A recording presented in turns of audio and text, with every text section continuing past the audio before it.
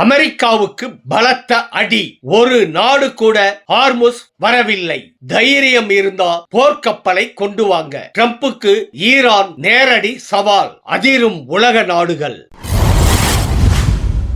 அன்பு தமிழ் நெஞ்சங்களுக்கு மெர்சல் கெலாட்டாவின் அன்பு வணக்கம். வாங்க இன்றைய காணொளி இதோ.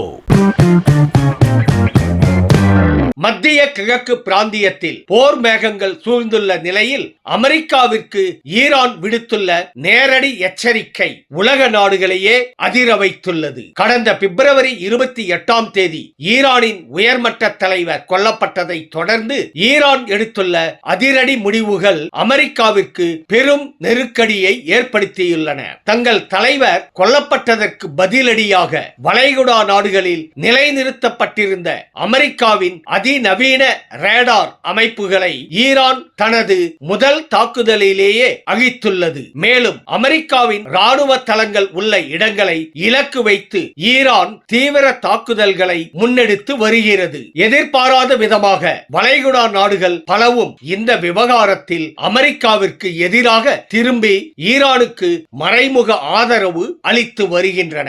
உலகளாவிய கடல் வகை வர்த்தகத்தில் முக்கிய பங்கு வகிக்கும் ஹார்முஸ் ஜலசந்தியை ஈரான் முழுமையாக மூடியுள்ளது. இதனால் அமெரிக்காவின் பொருளாதாரத்திற்கு பெரும் பாதிப்பு ஏற்பட்டுள்ளது. ஒரு நாளைக்கு பல பில்லியன் டாலர்கள் இழப்பு ஏற்படுவதால் எப்படியாவது இந்த கடல் வழியை திறக்க அமெரிக்கா போராடி வருகிறது. ஆனால் உலகின் பெரும்பாலான நாடுகள் இந்த மோதலில் தலையிட விரும்பாமல் விலகியே இருக்கின்றன. ஹார்முஸ் ஜலசந்தி மூடப்பட்டதால் கச்சா எண்ணெய் ஏற்றுமதி மற்றும் இறக்குமதி ஸ்தம்பித்துள்ளது. இது குறித்து ஈரான் வெளியிட்டுள்ள அறிக்கையில் உலக சந்தையில் கச்சா எண்ணெய் விலையை அமெரிக்கா தீர்மானிக்க முடியாது, ஈரானே தீர்மானிக்கும். விரைவில் ஒரு பேரல் கச்சா எண்ணெய் விலை 200 அமெரிக்க டாலரை தாண்டும் என எச்சரித்துள்ளது. இந்த அறிவிப்பு உலக நாடுகளிடையே பெரும் அதிர்ச்சியை ஏற்படுத்தியுள்ளது. நிலைமையை கட்டுப்படுத்த இதுவரை எந்த ரஷ்யாவின் எண்ணெய் மீது